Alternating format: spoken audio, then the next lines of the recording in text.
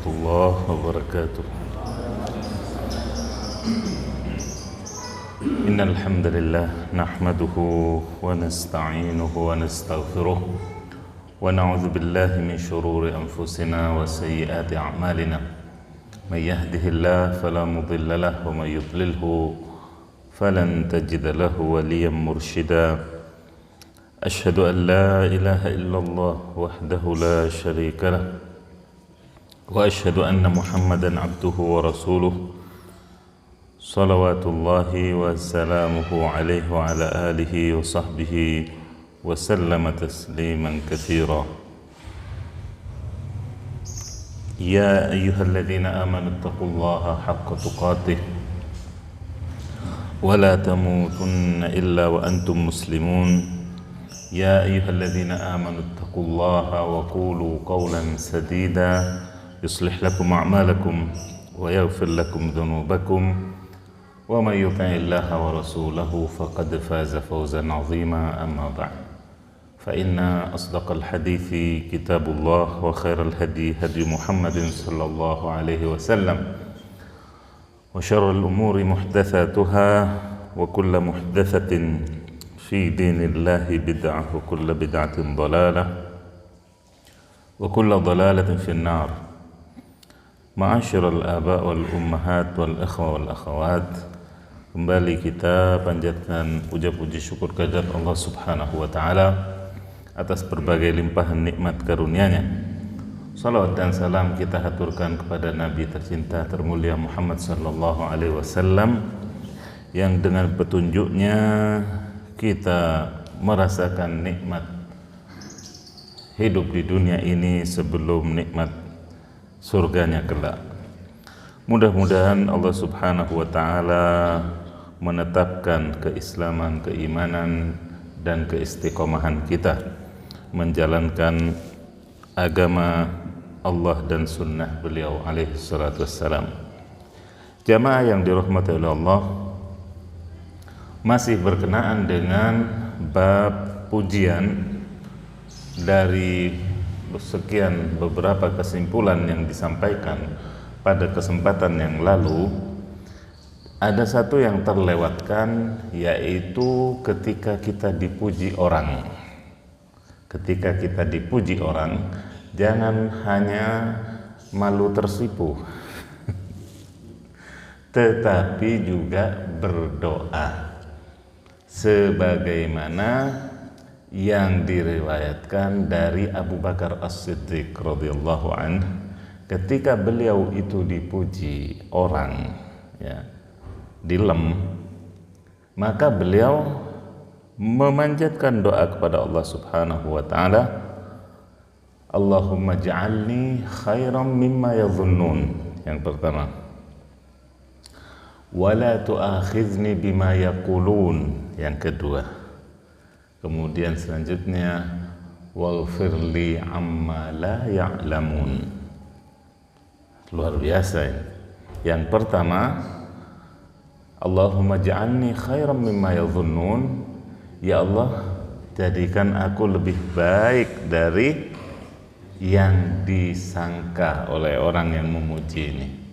Berarti apa? Tidak GR dipuji, tapi minta agar Allah jadikan lebih baik dari apa yang mereka duga berupa husnudzon kepada beliau, pada dirinya.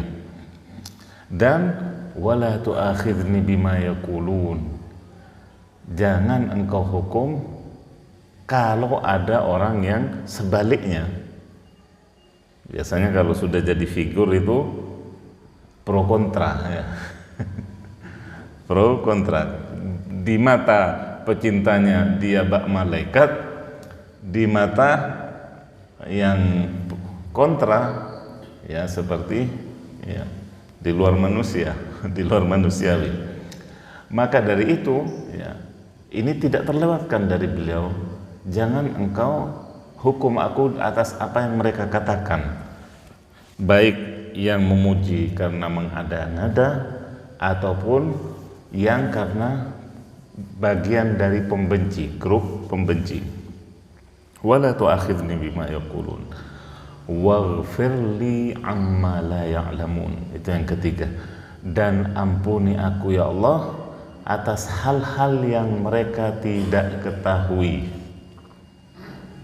Banyak hal yang tidak diketahui, yang tidak disorot, yang tidak tampak ke depan umum, ya. Baik itu kekurangan yang disengaja maupun tidak disengaja. Baik itu juga barangkali kekurangan juga fisik misalnya, dan lain-lain, ya. Maka beliau meminta kepada Allah untuk ditutupi dan diampuni. Bayangkan kalau misalnya jangankan setingkat beliau, setingkat kita saja, imam masjid di kampung, di RT misalnya, kemudian kesiangan bangun, gimana? Malu kan, tentunya malu kepada Allah terutama yang pertama, kemudian barangkali juga malu kepada jamaahnya. Maka itu tidak disengaja, tapi ya tidak diinginkan pula, tapi itu bisa terjadi dari manusia, wajar.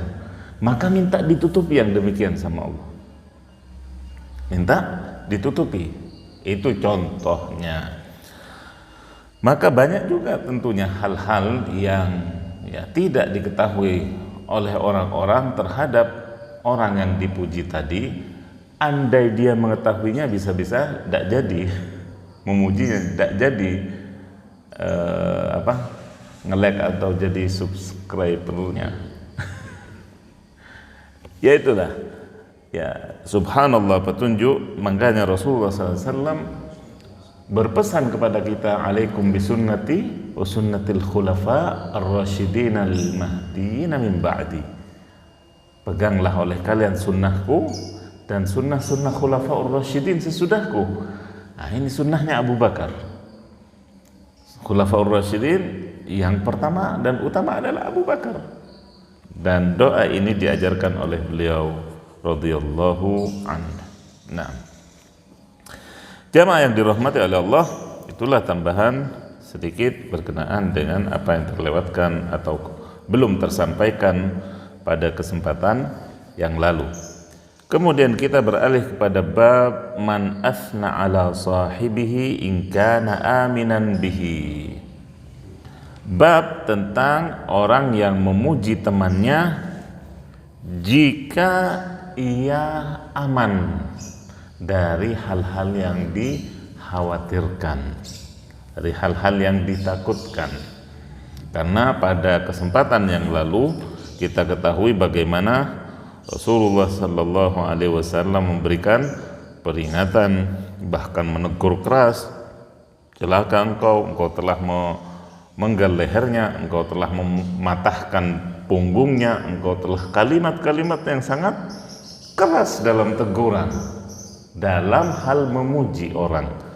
Maka di sini pada kesempatan lain Rasulullah sallallahu alaihi wasallam justru memuji dengan menunjuk hidung atau person dari beberapa sahabat. Ini kalau dipahami dengan pemahaman yang dangkal seolah ada kontradiksi.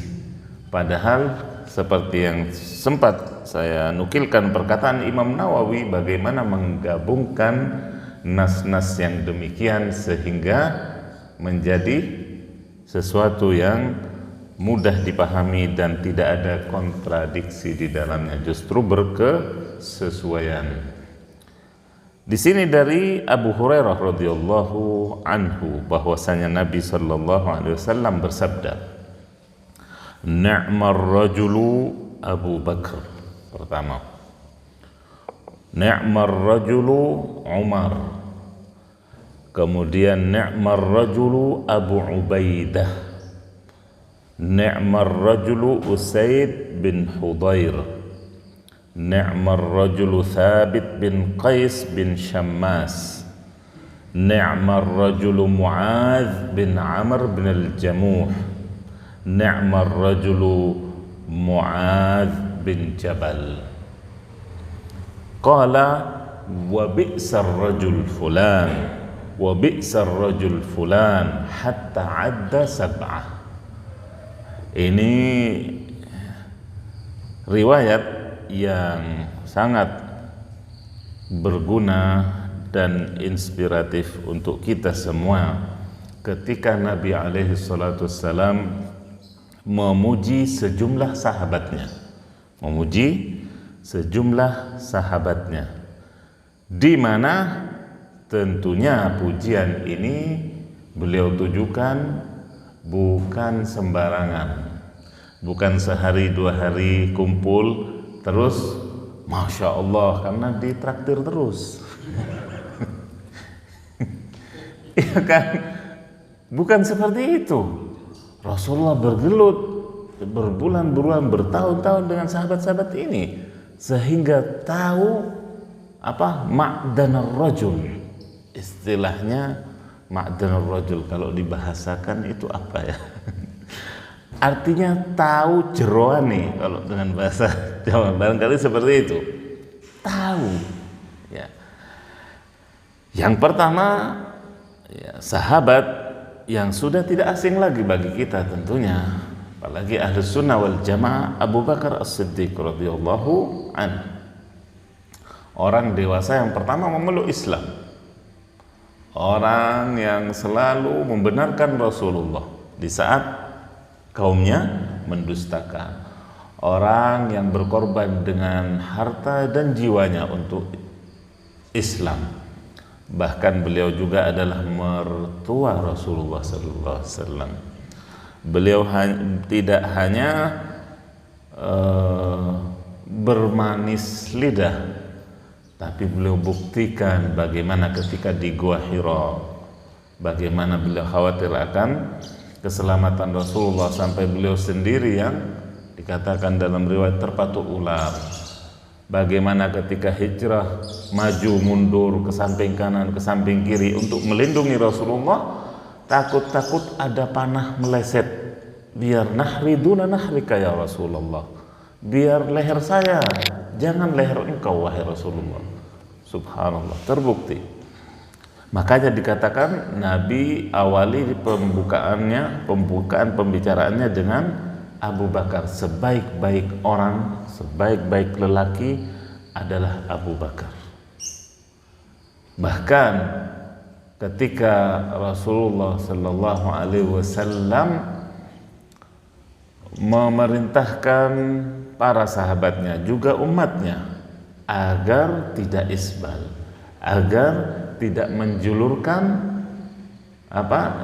bawahan bajunya bagi laki-laki melebihi mata kaki karena sombong dalam satu riwayat. Kemudian Abu Bakar merasa dirinya kalau sering melorot, tidak sengaja karena fisik Abu Bakar yang kurang, artinya sedikit kurus beliau radhiyallahu anhu, maka sering melorot, diangkat lagi. Dulu tidak ada ikat pinggang ya. Juga tidak seperti sekarang mudahnya pakaian. Maka Rasulullah juga saat itu langsung, bagaimana ini? Abu Bakar bertanya langsung kepada Rasulullah, bagaimana saya ya Rasulullah? Saya sudah berusaha untuk selalu menjaga. Maka beliau katakan, lasta minhum, yaitu engkau bukan termasuk orang-orang yang menyombongkan diri dengan bajunya, dengan pakaiannya. Jaminan mutu. Abu Bakar Siddiq adalah orang yang pertama. Kemudian ni'mar rajulu Umar, sebaik-baik lelaki, sebaik-baik orang adalah Umar berikutnya, di mana beliau radhiyallahu anhu ya, berbeda dengan Abu Bakar As-Siddiq radhiyallahu anhuma ajma'in. Umar sempat mengalami masa jahiliyah. Umar sempat berada di pihak oposisi atau penentang dakwah, ya kan? Akan tetapi ketika masuk Islam, wa hasuna islamu, ketika masuk Islam, ya Islamnya pun menjadi Islam yang baik. Kemudian tidak cukup itu juga, bahwasanya Rasulullah sallallahu alaihi wasallam mengkhususkan doa kepada Allah meminta ya, agar masukkan Islam, untuk menguatkan dakwah Islam dengan salah satu dari dua Umar yang engkau cintai ya Allah. Kemudian Allah memilih Umar bin Al-Khattab ya. Allahumma izzal Islam bi ahabbil umaraini ilaika ya Rabb. Doanya Rasulullah. Kemudian Allah memilih Umar bin Al-Khattab dan meninggalkan Amr bin Hisham ya. Kemudian juga Umar dikenal dijuluki sebagai Al-Faruq, pembeda antara yang hak dengan yang batil. Kemudian juga bagaimana setan lari ketika berpapasan atau melihat Umar mau masuk gang, tidak jadi mau masuk gang situ, pilih gang satunya. Itu hebatnya Umar bin Khattab radhiyallahu anhu. Dan beliau kebalikan dari Abu Bakar, juga diberi fisik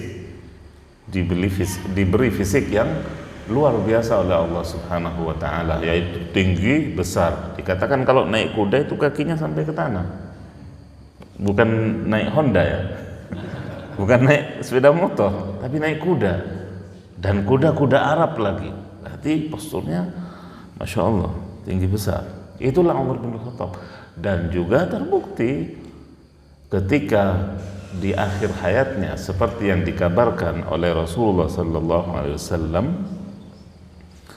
beliau itu akan merupakan pintu fitnah. Jika pintu terbuka, maka fitnah umat ini tidak akan tertutup ila yaumil qiyamah, sampai hari kiamat. Dan terbukti kemudian ditanya, apakah pintu itu dibuka biasa atau dipaksa atau didobrak? Maksudnya justru didobrak, kata Rasulullah. Artinya apa? Dibunuh. Dan terjadi seperti yang beliau sampaikan. Dan juga sebagai kelebihan Umar yang Allah berikan, ketika beliau mengimami salat subuh, yang kemudian di hari itulah ya Abdurrahman bin Muljam laknatullah alaih yang menikam beliau, itu menikam dengan 13 tikaman. Ini kalau orang macam saya mungkin langsung KO. 13 tikaman ya, bertahan sampai 2 atau 3 hari. Sedangkan setiap kali beliau minum itu keluar langsung dari ususnya, cur seperti itu. Air cuma numpang lewat. Itu bertahan 2 hari. Ini kalau orang tidak punya kekuatan fisik yang luar biasa, selesai ya subhanallah. Qatalanil kalb, kata Umar ketika beliau meminum saat di akhir hayatnya itu, langsung keluar begitu saja dari ususnya, maka aku telah dibunuh oleh seekor anjing, kata Umar bin Khattab. Kemudian beliau meminta izin, mengutus putranya Abdullah, meminta izin kepada Aisyah untuk mengambil tempat di samping kedua sahabatnya. Kemudian Aisyah radhiyallahu anha mengatakan, sungguh aku sudah berniat bahwa satu tempat ini untuk aku, sehingga jelas aku bersama ayahku, bersama suamiku. Akan tetapi karena Umar yang minta, ya, karena Umar yang minta, maka aku tidak bisa menolaknya, kata Aisyah radhiyallahu anha. Maka tidak salah dan tepatlah ketika Rasulullah menyatakan ni'mar rajulu Umar. Kemudian yang ketiga, ni'mar rajulu Abu Ubaidah. Ya. Sebaik-baik orang adalah Abu Ubaidah, namanya Amir ya, bin Abdullah ibnul Jarrah ya. Salah satu sahabat Nabi yang juga mula-mula masuk Islam, sahabat yang mula-mula masuk Islam juga perantaraan Abu Bakar As-Siddiq, melalui Abu Bakar As-Siddiq radhiyallahu anhu, di mana beliau menyatakan dalam sabdanya yang lain, inna likulli ummatin aminan, sesungguhnya setiap umat itu punya orang kepercayaan, orang yang sangat terpercaya. Wa inna amina hadhil ummah Abu Ubaidah bin al-Jarrah, dan sedangkan orang terpercaya dari umat ini, yaitu umat beliau, adalah Abu Ubaidah bin al-Jarrah. Beliau lebih dikenal dengan kunyahnya ini, beliau lebih dikenal dengan nama panggilannya ini daripada nama aslinya Amir. Nah, di mana cukuplah sebagai suatu kebanggaan ketika Rasulullah sudah menyatakan demikian, dan itu terbukti bagaimana beliau ketika perang Uhud.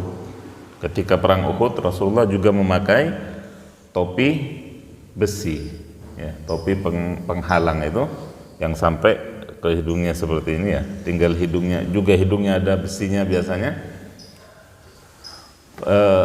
Ketika Rasulullah jatuh terjerembab atau dipukul oleh salah satu kafir Quraisy, ya, maka di antara baju besinya itu ada yang menempel ke pipi beliau, dua-duanya. Ya, bayangkan, sehingga menancap. La ilaha illallah.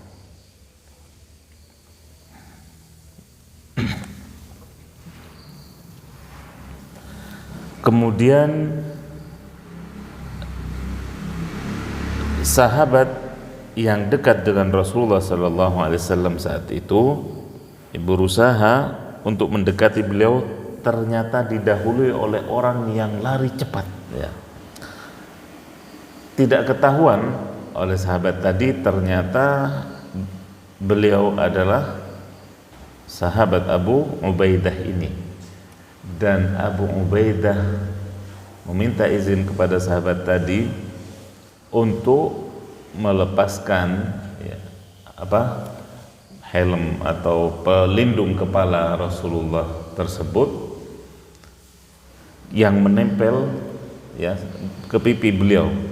Kemudian dengan giginya Abu Ubaidah mengangkat atau menjauhkan apa yang masuk ke wajah beliau dengan giginya sampai pangkal, sampai copot giginya. Kemudian yang sebelahnya juga sampai copot giginya, kemudian bisa terbuka pelindung kepala Rasulullah SAW. Dan di antara bekas atau pengorbanan ini membekas pada Abu Ubaidah sehingga tampak lebih, ya, mudah atau tampak awet muda Abu Ubaidah dengan copotnya dua gigi tersebut, ya, menambah cahaya di wajah beliau radhiyallahu anhu. Maka kalau sudah terbukti pengorbanan yang demikian, ya, tepatlah ketika Rasulullah menyatakan ni'mar rajulu Abu Ubaidah, dan beliau juga termasuk 10 sahabat yang dijamin masuk surga. Berikutnya ni'mar rajulu Usaid bin Hudhair. Ini sedikit harus saya jelaskan kenapa sampai Rasulullah menyebut orang-orang ini, pasti punya keistimewaan. Sebagiannya sudah antum ketahui, namun sebagiannya juga banyak belum diketahui. Bahwasanya Usaid bin Hudhair ini salah satu anak pemimpin kaum Aus di Madinah, yaitu bagian dari kaum Ansor, di mana beliau juga diberi keistimewaan oleh Allah Subhanahu wa taala dengan suara yang indah dalam membaca Al-Qur'an, ya. Pernah suatu ketika Usaid bin Hudhair ini membaca Al-Qur'an, yaitu seperti tadi yang tahu-tahu saya keluar membaca itu, yaitu pembukaan surah Al-Baqarah di tengah malam di saat beliau berjaga sebelum terjadinya perang, yaitu lagi jaga malam di perang Badar kalau tidak salah. Ya. Kemudian beliau membacakan ayat ini, membacakan pembukaan dari surah Al-Baqarah, di mana anaknya masih tidur. Kemudian kudanya yang mendengar ya, bacaan dari tuannya atau pemiliknya itu meringkik, dan kuda diantara keistimewaannya Allah berikan kemampuan untuk melihat malaikat ataupun setan. Ini kelebihan kuda. Ada yang melihara kuda di sini, ya, masya Allah. Karena lebih daripada melihara Innova kalau kuda itu biayanya. Kalau tidak lebih duit, jangan coba-coba melihara kuda, ludes antum. Allahul musta'an.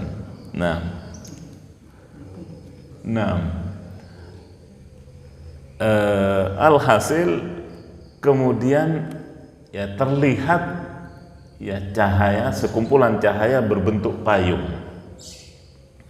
sampai kepada ayat yang kelima, ya, sampai dengan ayat yang kelima. Kemudian beliau hentikan bacaan itu dan cahaya yang berupa payung itu seolah berangkat ke atas, ke langit, ya. Di pagi harinya beliau ceritakan kepada Rasulullah SAW kejadian semalam. Kemudian Rasulullah mengabarkan bahwa itu adalah sekumpulan malaikat yang mendengar bacaan Usaid bin Hudhair sampai datang turun ke bumi untuk mendengar lebih dekat dari bacaan secara langsung bacaan beliau radhiyallahu anhu. Kemudian ni'mar rajulu Thabit bin Qais bin Syammas, sebaik-baik lelaki atau orang juga adalah Thabit bin Qais, yang karenanya hukum khulu itu diberlakukan dalam Islam, atau karena sebab beliaulah turun firman Allah Subhanahu wa taala yang menjelaskan tentang khulu, yaitu ketika istri menggugat suami untuk cerai, di mana ya Rasulullah menanyakan kepada istrinya, faturiddina lahul hadiqah, ketika istrinya mengatakan, ya Rasulullah, sesungguhnya saya tidak mencela si Thabit suami saya karena agama ataupun akhlaknya. Berarti orang jempolan. Ya Rasulullah, istrinya sendiri mengatakan, ya Rasulullah, dan Rasulullah mengiyakan, ya, tidak kemudian kamu salah menilai. Tidak Rasulullah nafikan, tidak Rasulullah tolak kesaksian istrinya ini. Ya Rasulullah, saya tidak mencela Thabit bin Qais ini dalam masalah agama ataupun akhlaknya. Artinya jempol. Tapi gimana? Tidak ada lagi di hati saya seperti itu. Cinta katanya, Masya Allah. Kemudian apa yang terjadi? Maka Rasulullah menanyakan, apakah kamu bersedia mengembalikan maharnya, yaitu berupa kebun? Wah, kebun, berapa kebun, berapa hektar ini? Wallahu a'lam. Bayangkan maharnya bukan seperangkat alat sholat atau surat Ar-Rahman katanya. Kebun kurma, itu satu kurma itu berapa? Satu pohon kurma itu berapa ratus atau berapa ribu real kalau duit sekarang? Itu bisa 10 jutaan kalau satu pohon. Kamu kembalikan enggak? Karena kamu yang nuntut, karena kamu yang gugat, menghulu suamimu, kamu kembalikan? Iya, saya kembalikan. Oh, berarti serius. Perempuan kan sudah, ya kan, menggugat seperti ini, ya sudah, kamu kembalikan. Kemudian terjadilah khulu. Dan ini juga tidak mudah. Laki ketika digugat oleh istrinya atau ya pasangannya, tentunya ini juga butuh kesabaran lebih, ya, karena bagaimanapun ya ini sesuatu yang tidak mudah diterima. Ala kulli hal, ini membuktikan juga akhlak si Thabit bin Qais, bahwasanya dia menerima keputusan Rasulullah yang menerima khulu dari istrinya. Nah, kemudian ni'mar rajulu Mu'adz bin Amr bin al-Jamuh, sebaik-baik lelaki atau orang berikutnya yaitu Mu'adz bin Amr bin al-Jamuh. Amr bin al-Jamuh ini adalah juga salah satu pemuka kaum Ansor yang sempat hidup dalam jahiliyah, menyembah patung, ya. Kemudian Mu'adz putranya ini yang seolah-olah menjadi Ibrahimnya alaihissalam, yaitu menyadarkan ayahnya. Hanya saja Ibrahim tidak dikehendaki oleh Allah ayahnya untuk masuk Islam, menerima dakwah putranya, tapi yang ini masuk Islam karena putranya, yaitu ketika patungnya dikerjain, bernama Manaf, patungnya dikerjain, yaitu ketika ayahandanya menaruh pedang di hadapan patungnya, kemudian menyembahnya, ya, kemudian meninggalkannya. Lalu si Mu'adz ini mengambil pedangnya dan disembunyikannya. Maka datanglah ayahnya besoknya untuk menyembah lagi. Tanya sama patungnya, mana pedangku? Ternyata patungnya tidak bisa jawab. Sudah satu. Besoknya ya, dikerjain lagi, patungnya dibuat nyungsep ke selokan di Madinah, ya, di dekat rumahnya. Maka datanglah ayahnya untuk menyembah patung itu, kemudian melihat patungnya terhina, marah-marah dan seterusnya, tapi tidak punya bukti siapa pelakunya. Hari ketiga patungnya pun tidak pakai dinyungsepin lagi, masih diselamatkan sama Amr ini, diusap, dibersihkan, kemudian ditaruh lagi. Besoknya langsung dibuang ke sumur tak bertuan atau sumur tak berair, sampai kemudian akhirnya membuatnya sadar dan menyatakan masuk Islam, ya. Itulah kelebihan Mu'adz bin Amr bin al-Jamuh, di antara sekian kelebihannya. Kemudian berikutnya ni'mar rajulu Mu'adz bin Jabal, dan sebaik-baik lelaki adalah Mu'adz bin Jabal radhiyallahu anhu, di mana beliau adalah salah satu sahabat junior yang masih muda di saat Rasulullah hidup, dan sempat Rasulullah juga utus ke Yaman untuk berdakwah, dan beliau masih berada di sana sedang Rasulullah di belakang wafat, itu di kota Madinah. Jadi beliau tidak menghadiri pemakaman Rasulullah SAW.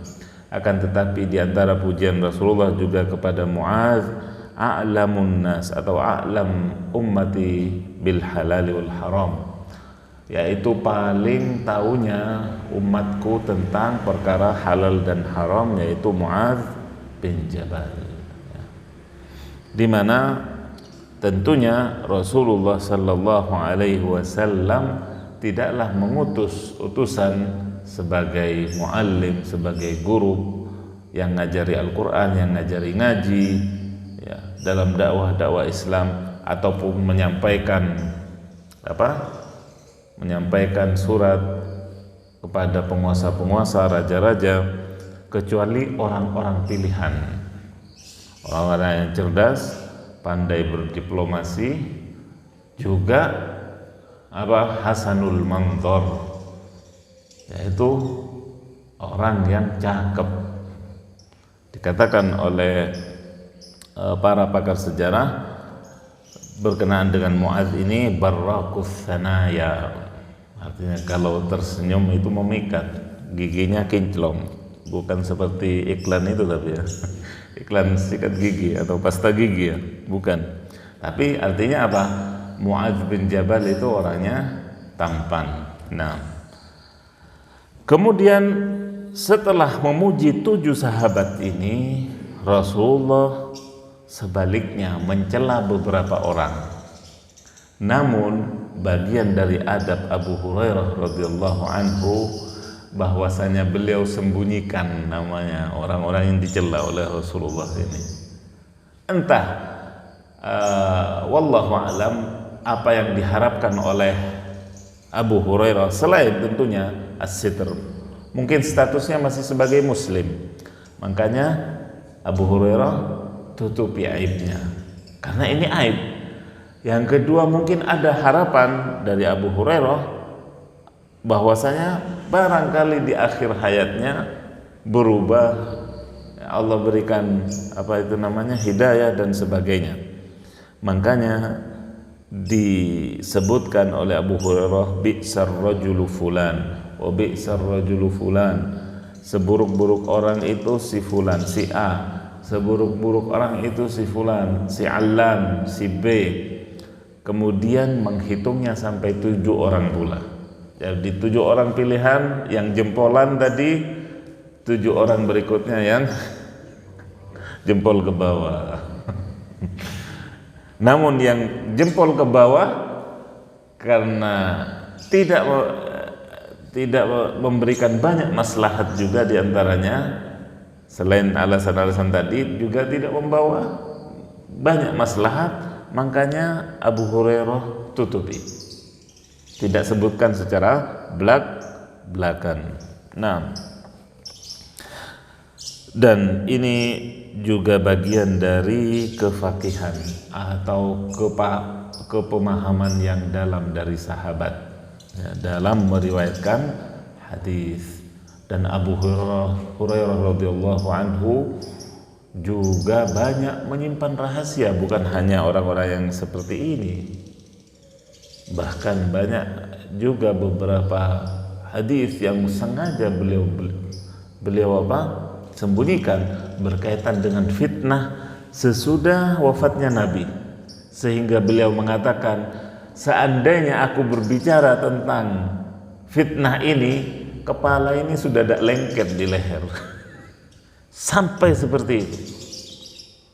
Abu Hurairah menyatakan, andai aku buka keterangan dari Rasulullah tentang fitnah-fitnah setelah wafatnya beliau, kepala ini sudah melayang. Sampai seperti itu. Berarti apa? Makanya Rasulullah sendiri menyatakan, kafa bil mar'i itsman ayyuhadditsa bi kulli ma sami'. Cukuplah satu dosa bagi seseorang yang membicarakan apa yang dia dengar.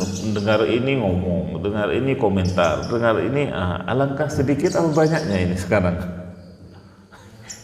Yang demikian itu sudah dosa, apalagi ngarang-ngarang, apalagi adu domba. Nauzubillah. Maka seperti itulah ya kefakihan Abu Hurairah radhiyallahu anhu dalam memilah dan memilih hadis-hadis yang harus disampaikan kepada umat Muhammad sallallahu alaihi wasallam.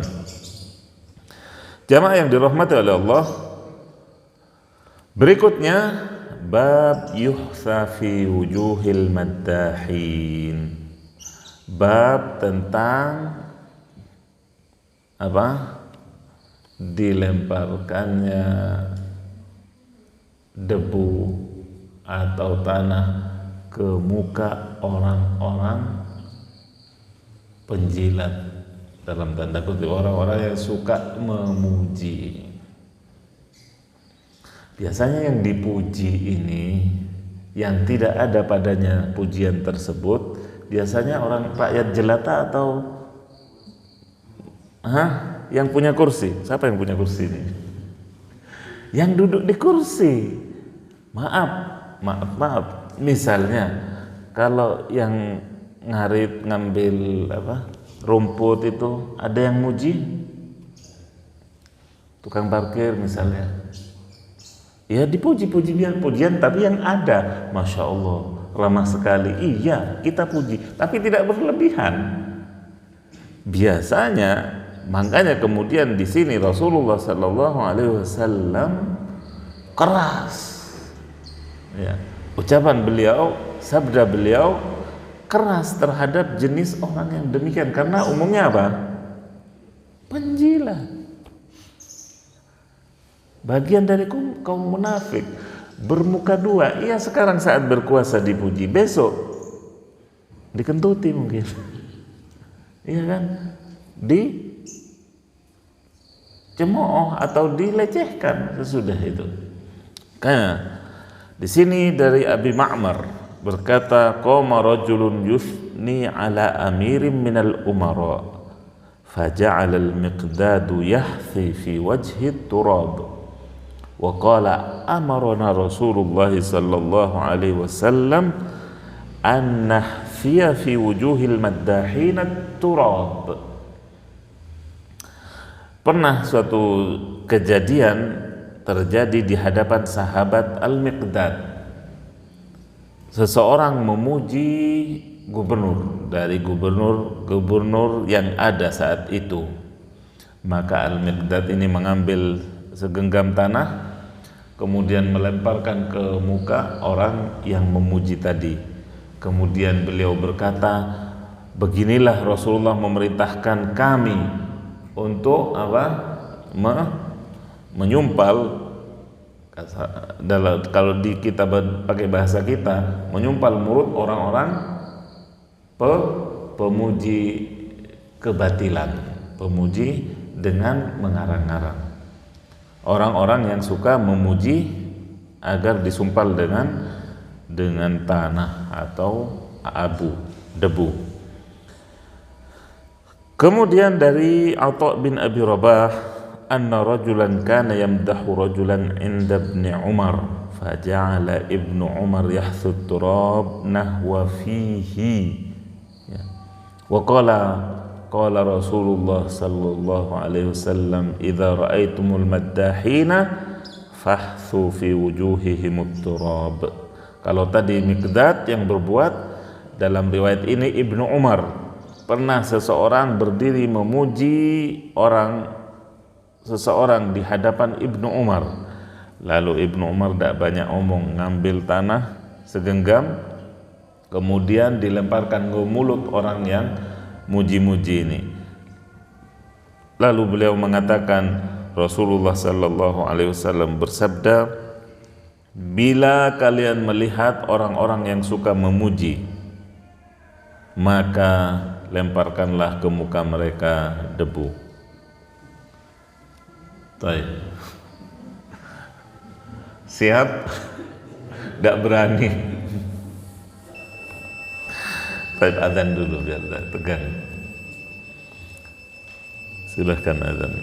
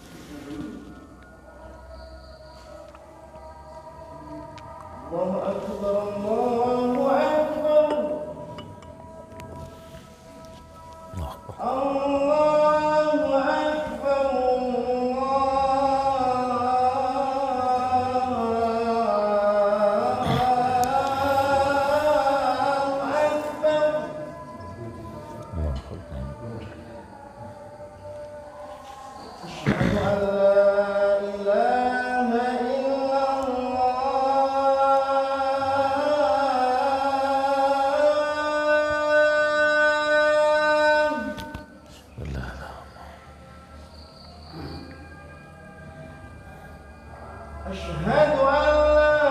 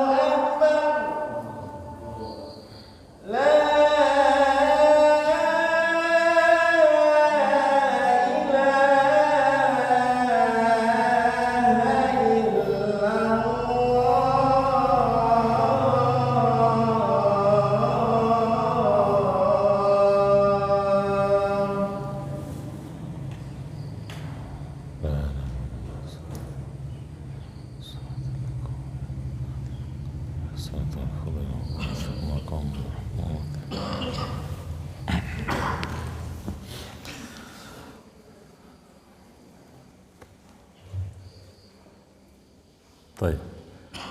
Jamaah yang saya hormati dan dirahmati oleh Allah, hadis berikutnya cukup panjang di sini. Jadi kita tunda untuk pertemuan mendatang insyaallah agar tidak terputus. Barangkali ada pertanyaan sebelum ditutup berkenaan dengan bab ini.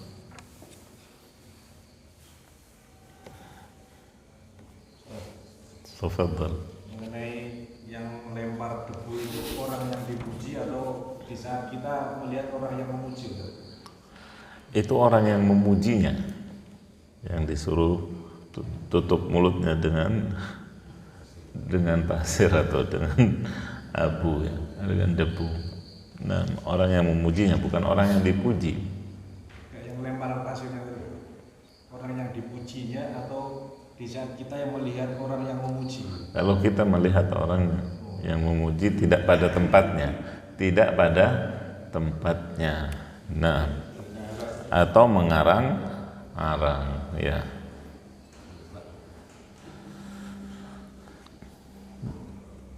Terutama ya berkenaan dengan biasanya kepentingan duniawi.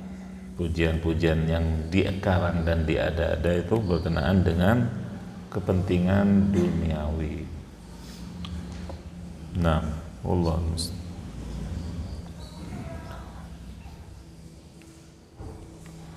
Mudah-mudahan Allah Subhanahu wa taala menjadikan kita orang-orang yang mampu mengendalikan lisan kita, ya, baik di saat kita ridho maupun ketika kita marah. Ini diantara petunjuk doa-doa Nabi alaihissalam, bahwasanya beliau meminta kepada Allah Subhanahu wa taala tengah-tengah, ya, al-qist fil ridha wal ghadab, ketika ridha ataupun ketika marah. Karena apa?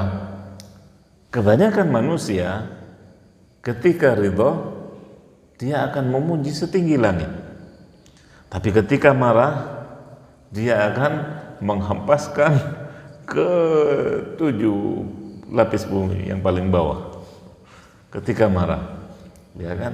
Begitu pula al-qasd fil ghina wal faqr, ketika sedang ada, sedang jaya-jayanya atau ketika jatuh, juga meminta tengah-tengah, ya, agar ya, keimanan ditetapkan oleh Allah Subhanahu wa taala, tidak berlebihan ketika sedang jaya, juga tidak berlebihan ketika sedang jatuh, putus asanya dan lain-lain, atau suudzon sampai-sampai misalnya pada Allah, na'udzubillah. Karena dengan ya al-qist itu dalam tengah-tengah dalam segala urusan kita, seperti yang beliau katakan, khairul umur awsatuha, sebaik-baik perkara adalah pertengahan, yang tengah-tengah, stabil, tidak miring ke kanan, tidak miring ke kiri, ya. La ifrat wa la tafrit, ya. Tidak ekstrim kanan, tidak ekstrim kiri.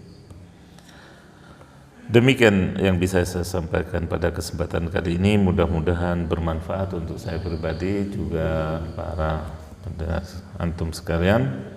Subhanakallahumma wa bihamdik, asyhadu an la ilaha illa anta, astaghfiruka wa atubu ilaik.